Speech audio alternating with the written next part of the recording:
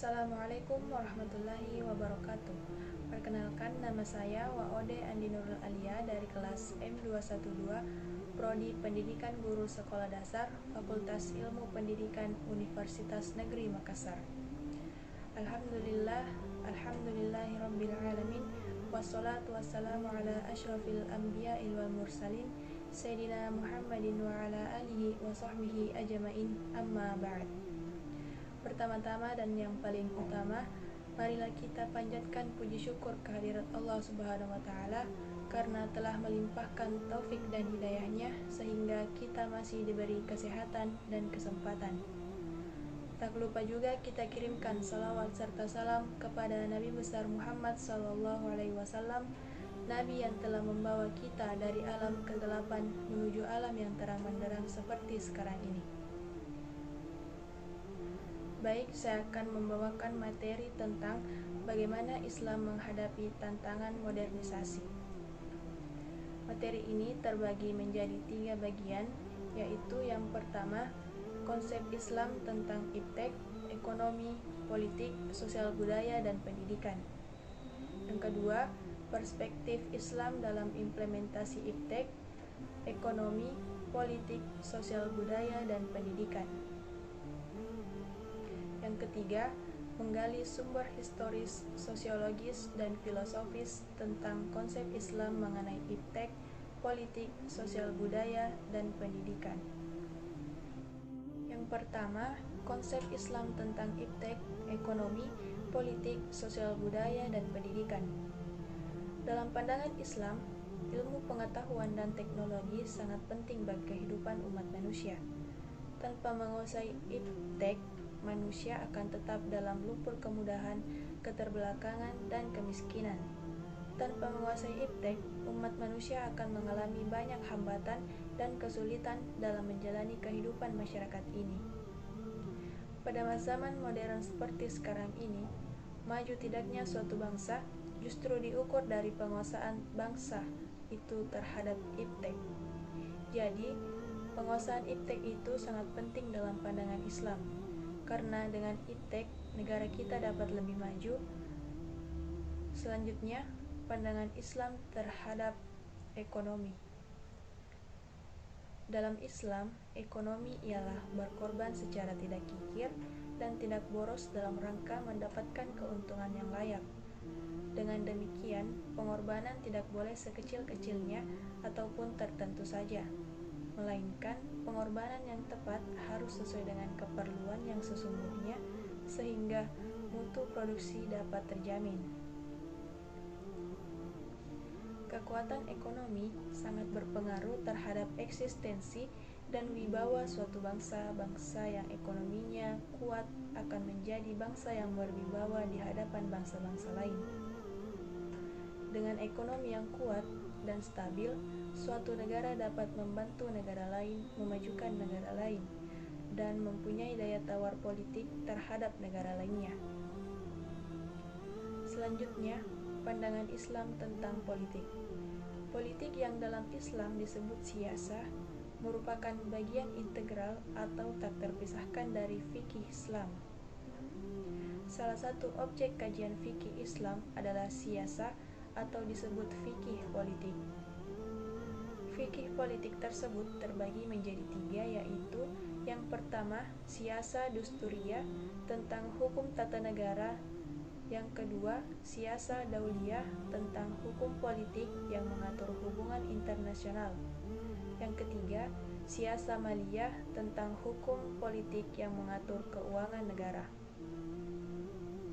Selanjutnya, pandangan Islam tentang pendidikan.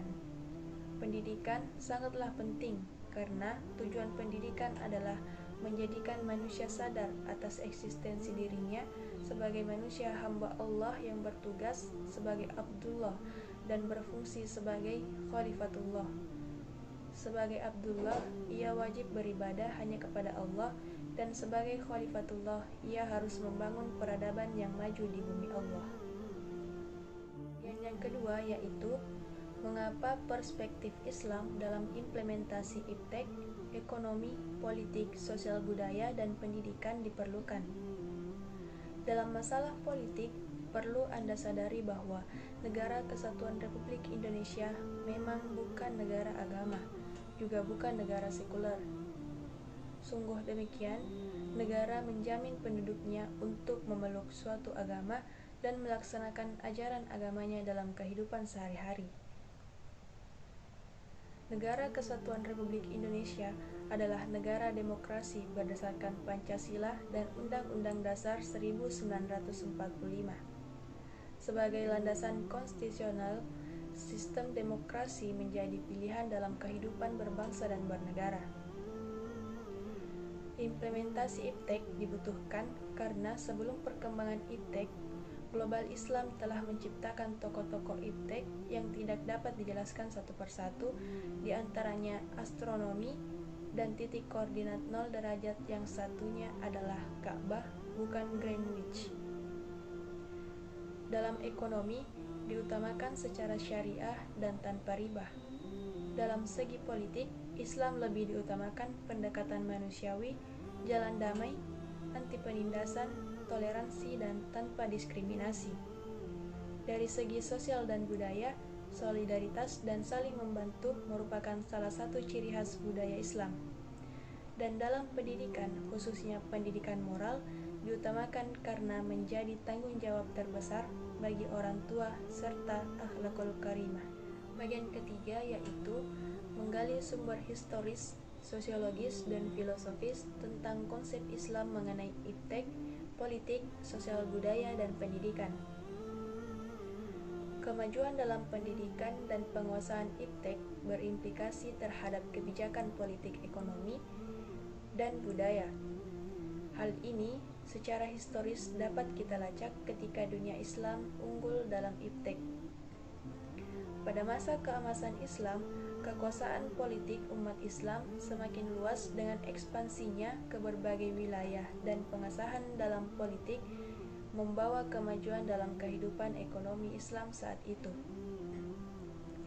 Akar-akar kemajuan yang dicapai umat Islam yang telah ditetapkan besar dasarnya oleh Rasulullah SAW mengajarkan kepada para sahabat bahwa menguasai ilmu itu adalah wajib, kewajiban yang tidak membedakan laki-laki dan perempuan, dan jika perlu, menurut Nabi Muhammad SAW, kita belajar untuk dapat menguasai ilmu meskipun harus pergi ke negeri Cina.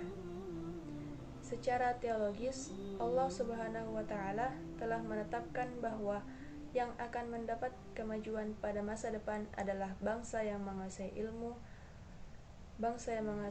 pengetahuan yang dilandasi dengan iman. Sebagai kesimpulan, Islam menghadapi tantangan modernisasi saat ini dengan 3 sikap yang diambil oleh masyarakat Islam, yakni menerima tanpa ada sikap dan pikiran kritis, mengutuk bangsa barat atas seluruh budayanya, mengambil budaya barat yang positif, dan membuang serta menghindari budaya yang menurut mereka negatif. Itulah tadi penyampaian sedikit materi dari saya. Lebih dan kurangnya mohon dimaafkan. Wassalamualaikum warahmatullahi wabarakatuh.